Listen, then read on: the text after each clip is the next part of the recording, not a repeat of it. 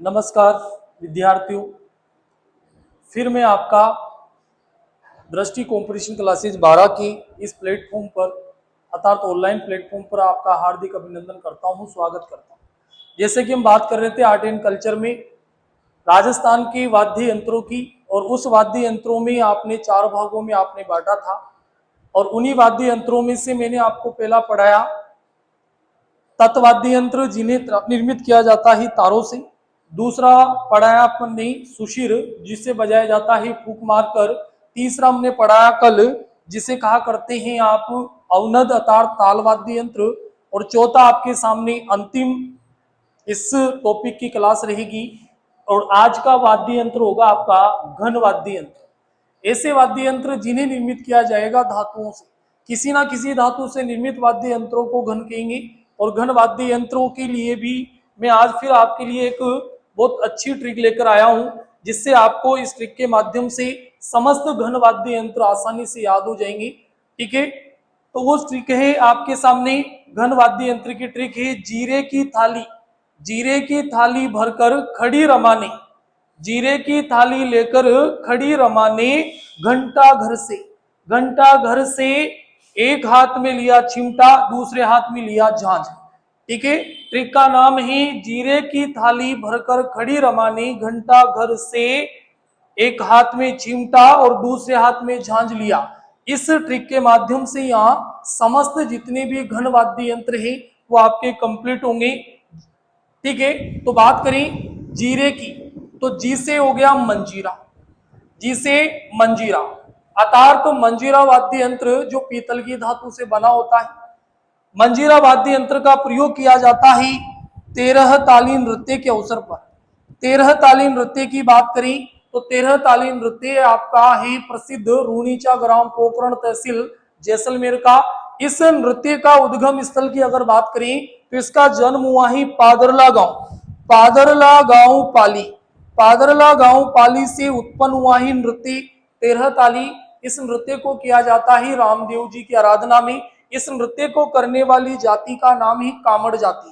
कामड़ जाति, उस कामड़ जाति के एक प्रसिद्ध नृत्यांगना ही जिसका नाम आपने सुना हो कभी, मांगी बाई। उस मांगी बाई के द्वारा इस नृत्य को प्रसिद्धि दिलाई। इस नृत्य में कुल 13 मंजीरों का प्रयोग किया जाता है। 13 मंजीरे एक साथ एक सुर एक लय में बजाई जाते हैं। और इस राजस्थान का एकमात्र ऐसा नृत्य है जिसे धरती पर बैठ करके किया जाता है। इस नृत्य में 13 मंजीरे एक साथ बजाने का रीजन है, इस नृत्य में 13 मंजीरे बजाई जाती हैं, 2 हाथों में, 2 कोनियों में। ठीक है, और 9 दाहिने पैर में। टोटली मंजीरों की संख्या जो होती है वो 13 होती है। इस कारण इस नृत्य का नाम रखा गया 13 ताली। इस 13 ताली नृत्य को मुख्य आकर्षक माना जाता है रामदेव जी के मेले का।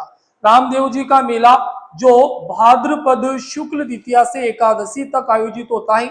ऐसा माना जाता है कि रामदेव जी का जन्म भाद्रपद शुक्ल द्वितीया को हुआ, जबकि उन्होंने समाधि ली भाद्रपद शुक्ल एकादशी को। इनसे एक दिन पूर्व इनकी धर्म बहन डालीबाई ने समाधि ली। तो उस मेले के अवसर पर नृत्य किया जाता है 13 ताली, और इस 13 ताली नृत्य में बजता है वाद्य यंत्र जिसे कहेंगे आप मंजीरा। इसके बाद थाली वाद्य यंत्र, थाली से थाली वाद्य यंत्र होगा, और यह थाली वाद्य यंत्र का प्रयोग किया जाता है संतान प्राप्ति पर। संतान प्राप्ति पर प्राचीन समय में जब भी किसी के घर संतान का जन्म हुआ करता है तो उसका पता चलाने के लिए, उसका प्रचार प्रसार करने के लिए एक वाद्य यंत्र बजाया जाता था जिसे कहा करते हैं थाली। थाली एक नृत्य भी है, थाली एक नृत्य भी है जिसे किया जाता है पाबूजी की आराधना में। पाबूजी जिनका मेला चैत्र की अमावस्या को कोलूमंड जोधपुर व कोलूमंड जोधपुर व फलोदी जोधपुर में इनका मेला आयोजित होता है। एक गांव पड़ता है जिसका नाम ही देचू ग्राम, देचू ग्राम जोधपुर में ही वहां इनका मेला आयोजित होता है। और इस नृत्य को रेबारी ओब्लिक रायका जाति के महिलाओं और पुरुषों के द्वारा पाबूजी के आराधना में जिस नृत्य को प्रस्तुत करते हैं उसे थाली कहते हैं। थाली एक वाद्य यंत्र भी है, थाली एक नृत्य भी है। इसके बाद बात करें भर कर, भर से भरनी, भर से भरनी, भरनी वाद्य यंत्र का प्रयोग करते हैं कालबेलिया नृत्य के साथ। कालबेलिया नृत्य जिसे सपेरा नृत्य के नाम से जाना जाता है, जिसकी प्रसिद्ध नृत्यांगना आपने सुनी हो गुलाब, जिसे सन 1516 में पद्मश्री दिया गया। राजस्थान का एकमात्र नृत्य ही कालबेलिया, जिसे विश्व धरोहर सूची में शामिल किया गया।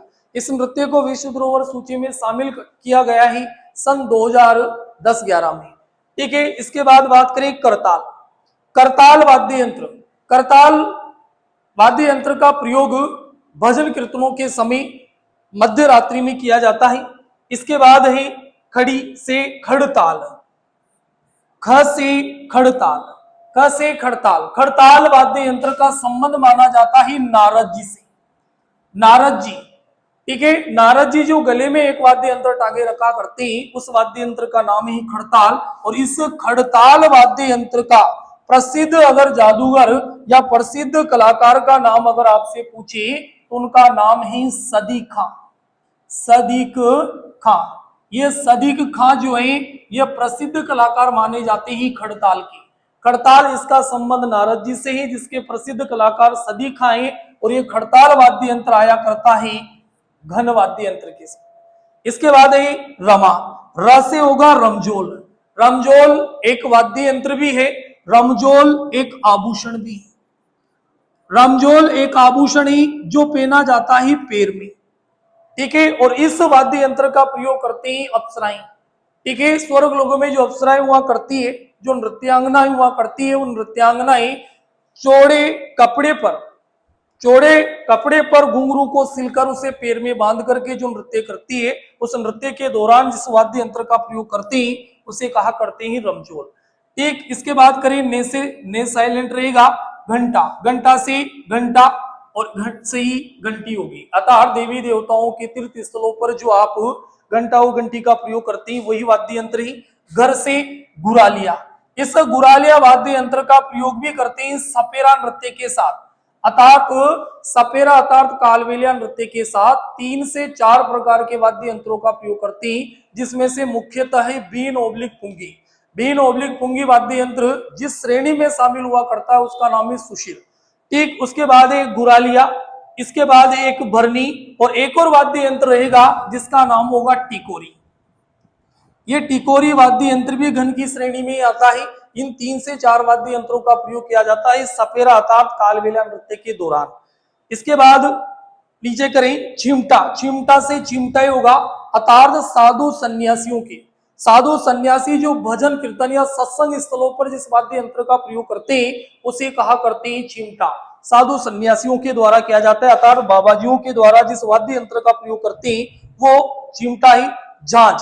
झांझ एक नृत्य भी है जिसे मारवाड़ क्षेत्र में नए दामाद की आगमन की खुशी में किया जाता है दूल्हे की सालियों के द्वारा। झांझ एक वाद्य यंत्र भी है, झांझ एक नृत्य भी है। ये झांझ एक नृत्य है जो बाड़मेर जिले का है, और झांझ एक वाद्य यंत्र है जो गण श्रेणी के अंतर्गत आता है। झांझ वाद्य यंत्र मंजीरा वाद्य यंत्र का बड़ा रूप होता है। मंजीरे का बड़ा रूप कहलाता है झांझ। इस झांझ वाद्य यंत्र का मुख्यतः प्रयोग किया जाता है सेकावाटी क्षेत्र में। सेकावाटी क्षेत्र का एक नृत्य प्रसिद्ध है जिसका जिक्र मैंने आपको कल किया भी था, कच्ची घोड़ी। कच्ची घोड़ी नृत्य के अवसर पर जो मुख्यतः वाद्य यंत्र बजता है उसे कहा करते हैं झांझ। कच्ची घोड़ी नृत्य को किया जाता है विवाह के अवसर पर। केवल पुरुषों के द्वारा कमर पर लकड़ी की घोड़ी बांधकर और वृत्ताकार आकृति में इस नृत्य को किया जाता है। राजस्थान का एकमात्र ऐसा नृत्य है जिसे दूर से देखने पर ऐसा प्रतीत होता है जैसे फूल खिल रहा है या फूल मुरझा रहा है, ऐसा आभास होता है किस नृत्य में, झांझ में। ठीक, पूछा जाएगा ली से। ली से होगा झालर। झालर अर्थात प्रतिदिन आपने देखा होगा सुबह 7:30-8 बजे और शाम को 7:30 बजे के बीच मंदिरों में जब आरतियां हुआ करती है, उस आरती के समय जिस वाद्य यंत्र को बजाया करते हैं उस वाद्य यंत्र को कहा करते हैं झालर।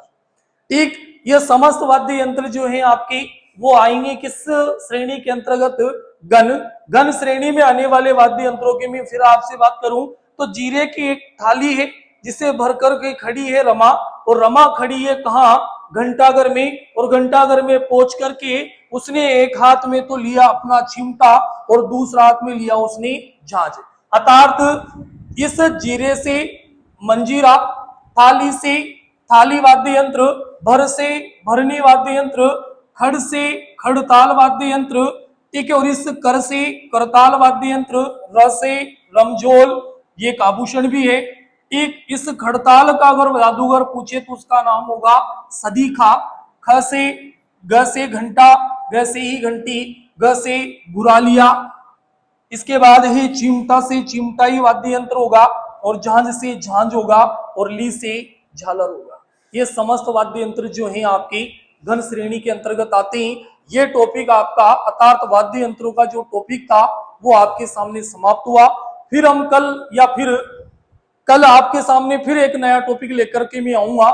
या तो वो लोक देवता होंगे या फिर वो चित्रशैलियां होंगी। वेट करना। बिल्कुल, धन्यवाद।